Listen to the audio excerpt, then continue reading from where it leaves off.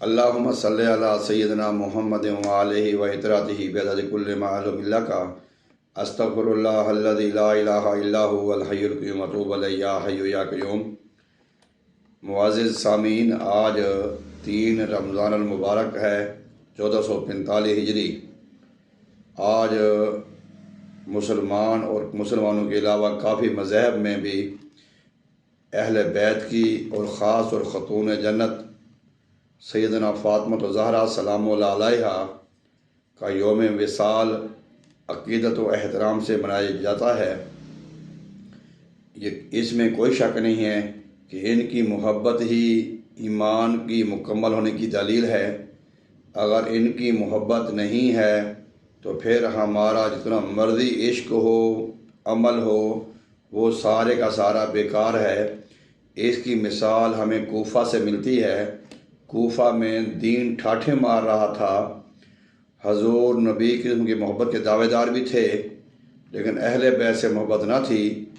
آپ کی صاحبزادی کی اولاد سے محبت نہ تھی، اس لیے وہ تباہ و برباد ہو گئے اور پوری زندگی کے لیے، قیامت تک کے لیے وہ لوگ نشان عبرت بن گئے۔ تو آج خاتون جنت فاطمہ سلام اللہ علیہا کا یوم وصال مبارک ہے۔ تو اسی مناسبت سے،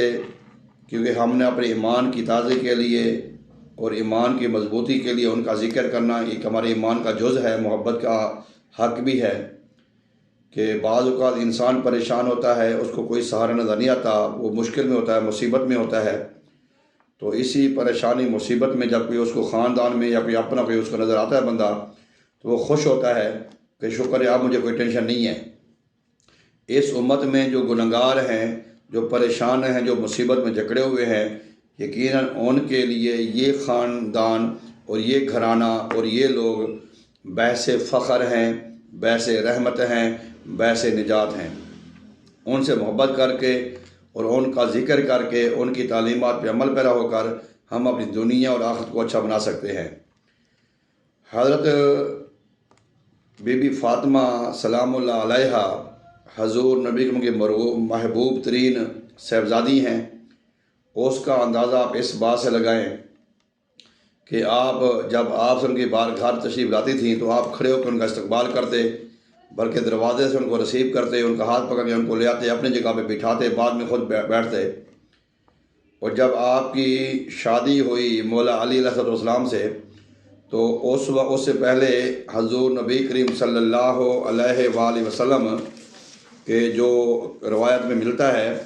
کہ وہ آپ حضرت ایوب انصاری رضی اللہ عنہ کے گھر تشریف فرما ہوتے تھے، رہتے تھے۔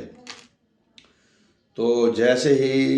مولا علی علیہ السلام کی شادی کے بعد حضور نبی کریم فرمایا مولا علی پاک سے کہ آپ اپنا گھر بناؤ۔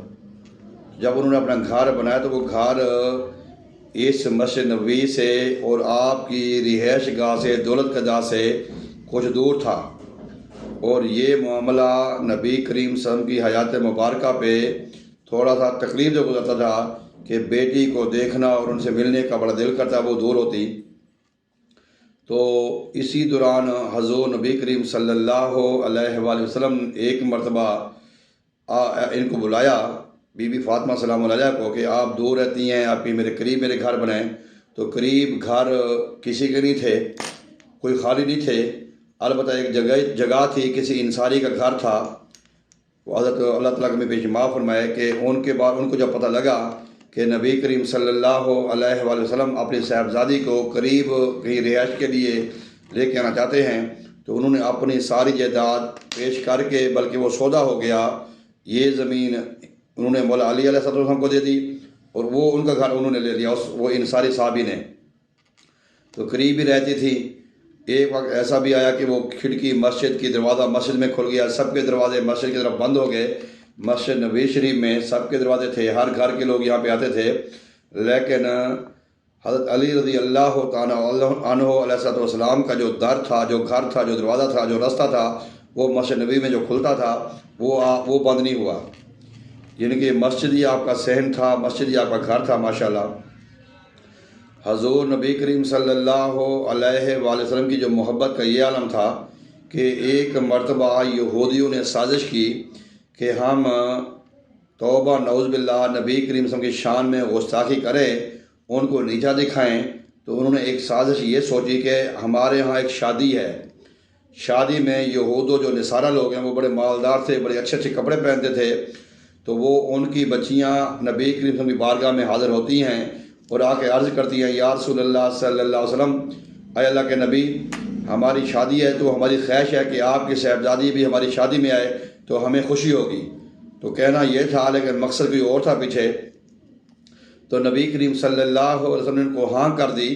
کہ آپ، کیونکہ وہ دعوت ہے، دعوت ٹھکرانا بھی مناسب اچھی بات نہیں ہوتی۔ تو جب نبی کریم نے ان کو ہاں کی تو بی بی فاطمہ سلام اللہ علیہا نے فرمایا، اے ابا جان، میرے پاس تو کپڑے نہیں ہیں، یا میرے پاس ایسے کپڑے نہیں ہیں کہ میں وہاں پہ پہن کے جاؤں۔ تو اللہ تعالیٰ کمی بیشی معاف فرمایا کہ جبرائیل علیہ السلام حاضر ہوئے، دروازہ کھٹکھٹایا، اجازت مانگی، حضور نبی کریم کی بارگاہ میں حاضر ہوئے، عرض کیا، یا رسول اللہ صلی اللہ علیہ وسلم، آپ کی صاحبزادی نے آپ کے حکم کے مطابق وہاں پہ شادی پہ جانا ہے، اور اللہ تبارک و تعالیٰ نے ان کے لیے جنت سے جوڑا بھیجا ہے، یہ پہن کے وہ جائیں گی۔ تو حضور نبی کریم صلی اللہ علیہ وآلہ وسلم نے جب سلام اللہ علیہ سے یہ بات فرمائی تو آپ سجدے میں گر گئیں کہ اللہ تعالیٰ شکر ہے، تو انہیں ہمیں ہر موقع پہ یاد رکھتا ہے۔ یہ کہ یقیناً یاد رکھتے تھے، محبت کا ہی عالم تھا ماشاءاللہ۔ تو جب حضرت بی بی فاطمہ سلام اللہ علیہ وہ کپڑے پہن کے اس شادی میں جاتی ہیں اور آپ کی کنیزیں بھی ساتھ تھیں، تو ان کا خیال تھا کہ ان کے کپڑے جو ہے نا وہ خراب ہوں گے۔ یہود و نصارہ نے سوچا ہمارے کپڑے اعلیٰ عرفہ ہیں۔ جب آپ وہاں پہ پہنچتی ہیں، ان کی مہک، ان کا ڈیزائن، ان کی خوشبو سے وہ ساری شادی کا گھر وہ مہک ہو گیا۔ پہلے وہ مرجھانی چھائی ہوئی تھی،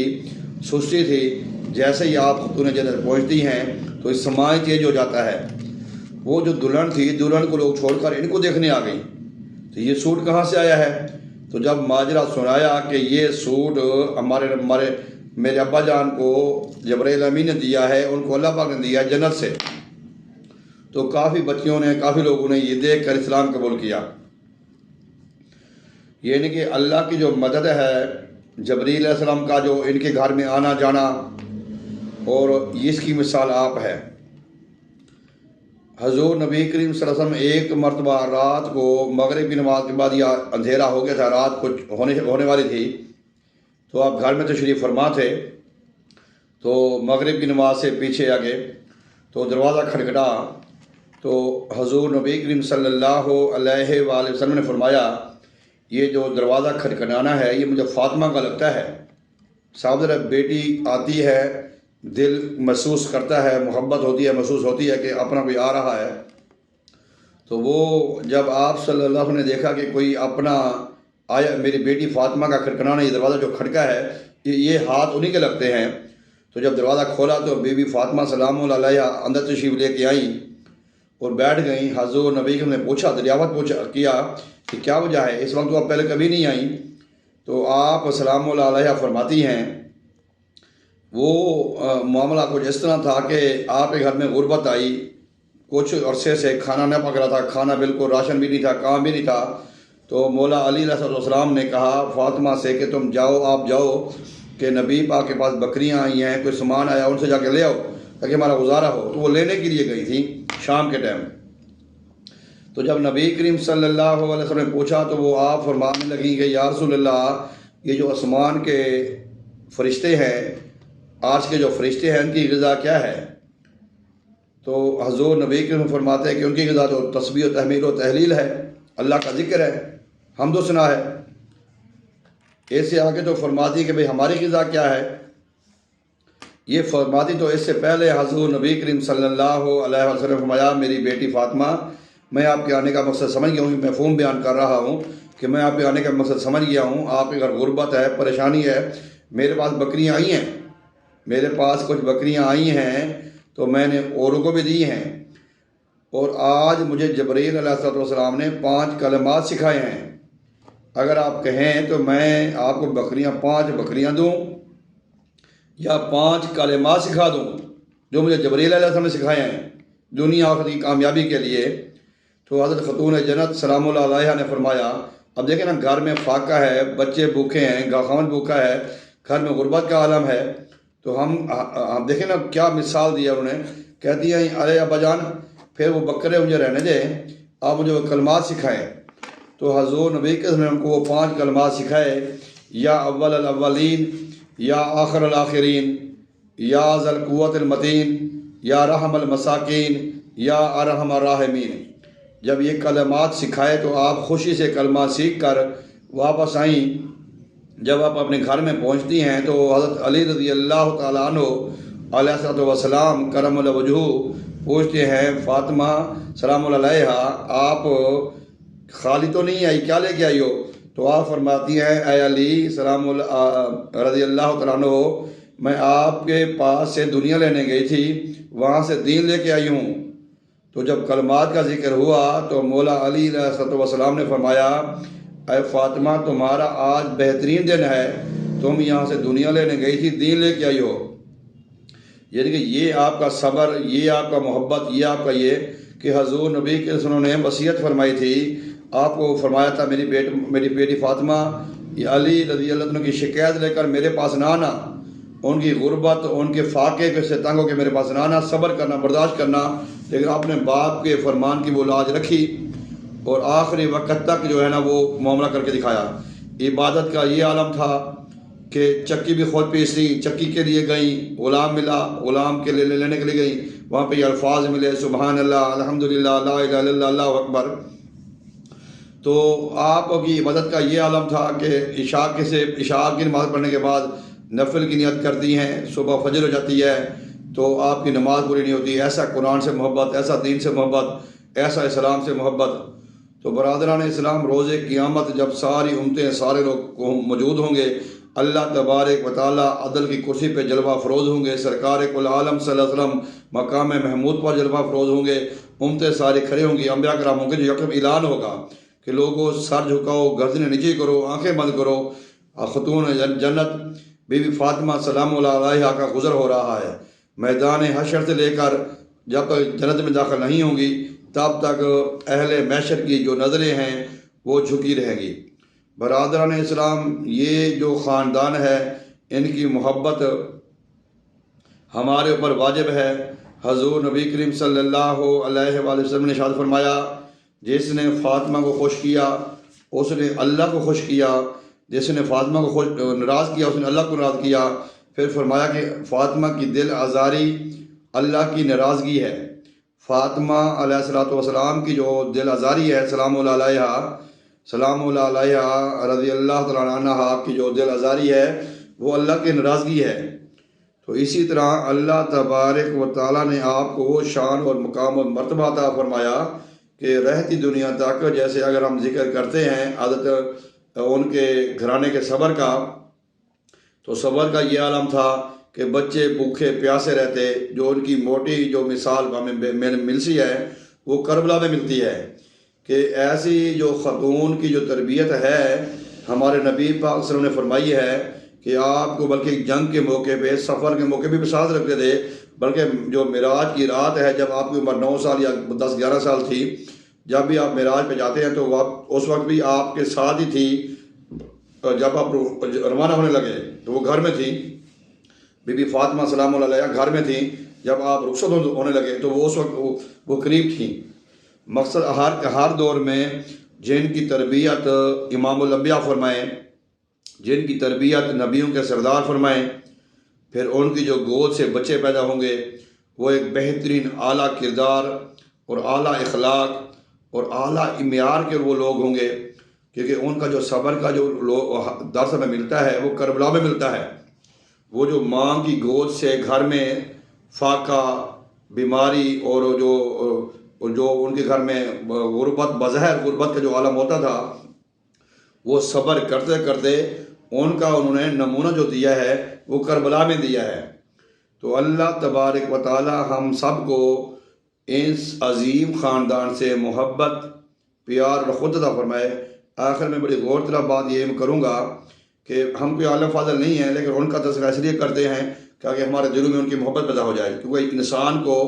جس سے جتنی محبت ہوتی ہے اتنے اس کا ذکر کرتا ہے۔ تو آج ہم نے یہ دیکھنا یہ ہے کہ حضور نبی کریم صلی اللہ علیہ وآلہ وسلم نے فرمایا کہ جس نے فاطمہ علیہ السلام کو دکھ دیا، رضی اللہ تعالیٰ عنہ کو دکھ دیا، اس نے اللہ کی ناراضگی کا سبب اس کو ملا، یعنی کہ اللہ اس سے ناراض ہوئے۔ اب جو آپ کے اہل بیت ہیں، جو آپ کی اولاد ہے، ان کے ساتھ جو سلوک کیا گیا وہ بھی میرے اور آپ کے سامنے ہے۔ اللہ تبارک و تعالی ہم سب کو اہل بیت سے پکی سچی محبت نصیب فرمائے، اور خاتون جنت فاطمہ سلام اللہ علیہا کا قرب اور آپ کی محبت اور آپ کی تابعداری میں ہماری خواتین کو بھی آگے بڑھنا چاہیے۔ وآخر دعوانا ان الحمدللہ رب العالمین۔